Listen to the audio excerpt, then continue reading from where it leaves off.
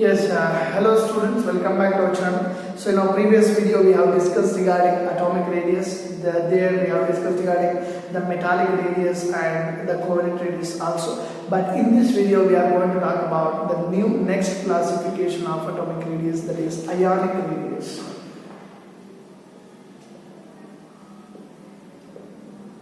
Ionic radius. So before coming to this concept, the concept of ionic radius, now let us just understand what do you mean by ion or ions.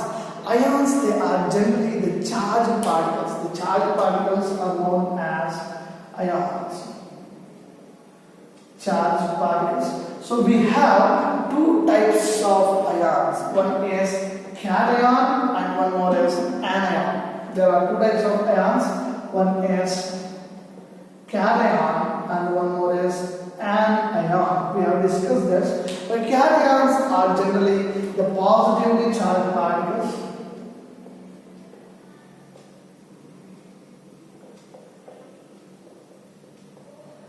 The positively charged particles are known as cations. Anions are negatively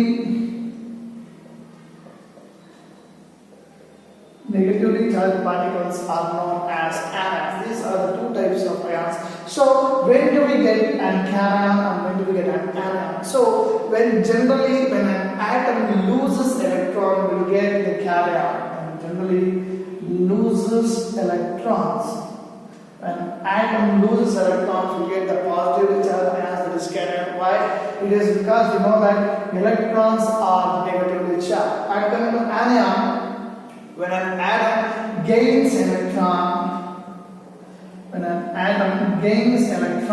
we call it as an anion. So that will get the negatively charged particle when an electron or when it gains a group of electrons. So these are the two concepts, the cation and anion. Now let us understand what do you mean by ionic radius.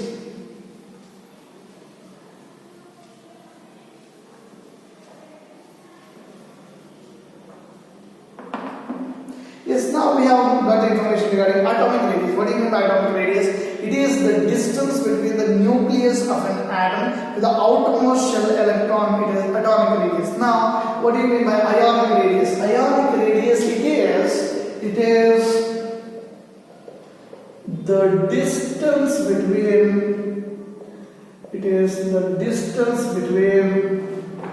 the nucleus of an ion, and the point up to which the nucleus has its influence on the electron cloud. The electron cloud. This is known as ionic radius. This is very simple. So we have the nucleus over here. These are the energy levels, first shell and the second shell. So this happens when an electron loses or when an electron gains. So there will be ions. Okay, when an atom loses an electron, there will be positively charged, that is cation, and when an electron gains an electron, there will be negatively charged, that is anion. So ionic radius is the distance between the nucleus of an ion. When it will be an ion, when an atom either loses or gains an electron, it will be an ion. At that time, the distance between the nucleus of an ion and the point up to which this nucleus has influence on this electron cloud. Okay, so this distance we call it as the ionic radius. Okay, so now let's take some concepts regarding this. Generally, the cation is smaller in size than the parent atom. The cation is smaller in size than parent atom. So let us understand this. Why the size of cation is smaller than that of the parent atom. So how the cation is formed? Cation is formed when an atom loses electron loses electrons, it becomes cation. Yeah, so we know that. Okay, an atom loses an electron, it becomes cation. For example, let's take sodium. Sodium is an atom. Okay, when sodium loses an electron, it gets Na plus is an ion. It is an cation. To be specific, it is an cation.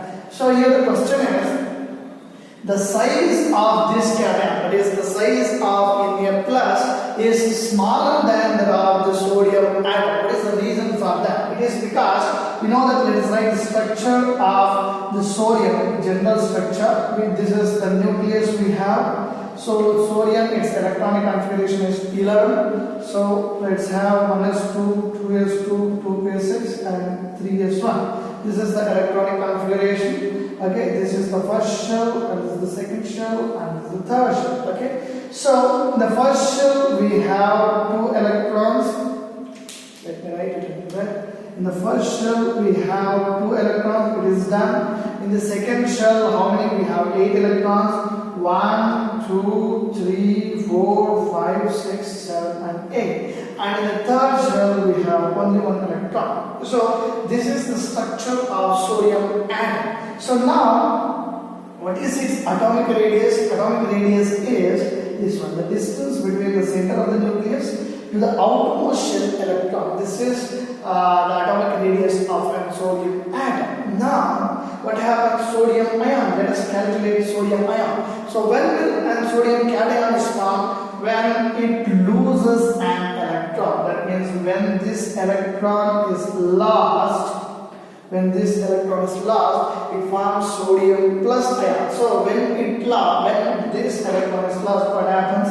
There will be no third shell available. So the effective nuclear charge, now it is an sodium plus ion. So this is sodium plus ion. It has lost an electron. Okay, so now ionic radius is the distance between the nucleus of an ion and up to which, the point up to which the nucleus has its influence on its electron clock. So this is the point, okay, that has its influence. So now in this, observe the effective nuclear charge, that means the force of attraction between the nucleus and the outermost electron is high, it increases. So what happens?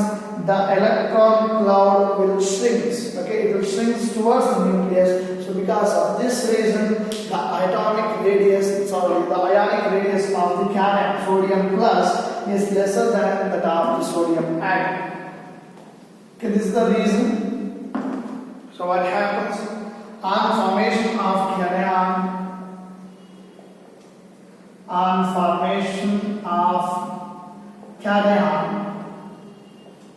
the effective nuclear charge increases and electron cloud shrinks. So the cation is smaller in size than parent ion. This is the reason. Okay, so let's take an example for this. We have the sodium atom. So the atomic radius of a sodium atom is 186 picometers, whereas sodium ion, a plus ion, it is just 95 picometers. Okay, so we'll get it. So when sodium, it loses an electron to form Na plus. Okay, so this is regarding cation. Now let us talk about the anions.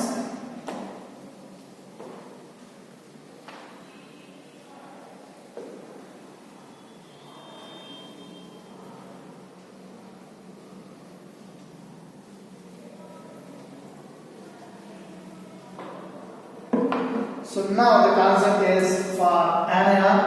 The anion is larger in size than the other parent atom. How it is so? How anion is formed? An ion is formed due to the gain of electrons. So the same concept in that case, sodium has lost an electron, so effective nuclear charge increased and the electron shrinks. Whereas in this case, as there is the gain of electrons, what happens? The effective nuclear charge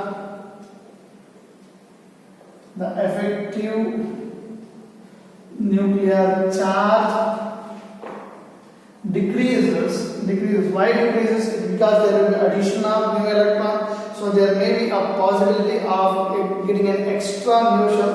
So the distance between the nucleus and the outermost electron increases. As the distance between the nucleus and the outermost electron increases, the effective nuclear charge decreases. That means the force of attraction between the nucleus and the outermost electron decreases. So the effective nuclear charge decreases. So what happens? So electron cloud expands. So the anion is larger in size than pure anion. Okay, this is the concept of the anions. Let's take the example of fluorine. When it gains an electron, it becomes F minus. So it is generally 64 picometers fluorine atom, and fluorine ion it is 136 picometers. This is the ion clearance. So this is regarding the anions and cations students. So now we have one more concept, that is isoelectronic species.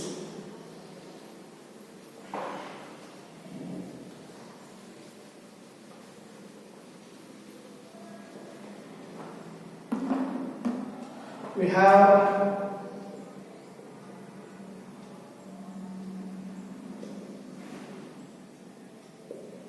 isoelectronic species. So we know that isomerism, we have talked about it. Iso means it is same. Iso means same. And these isoelectronic species are the species which have the same number of electrons. The different species which have the same number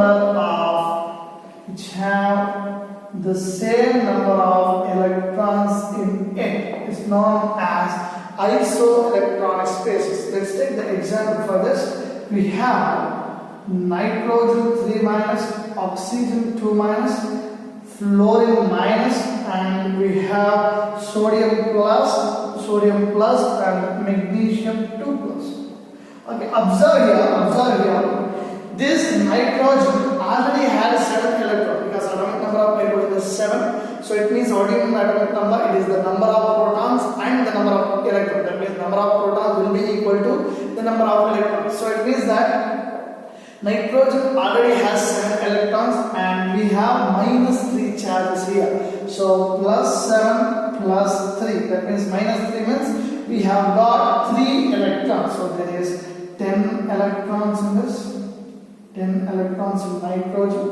And now let's talk about oxygen. Oxygen, it is already having 8 electrons in it because of its atomic number, and we have 2 minus. That means 2 electrons have been added. So we have 10 electrons.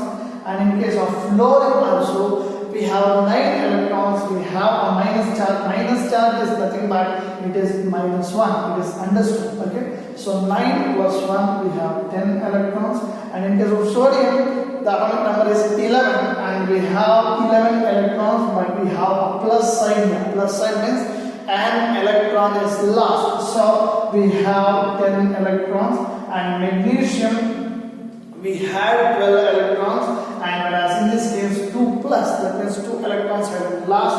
So 12 minus 2 is 10 electrons. So these type of species where the number of electrons are same, although they are different species, these are different, right? Nitrogen, oxygen, fluorine, sodium, magnesium, although they are different, they have the same or similar number of electrons. This type of species we call it as isoelectronic species. Thank you, students.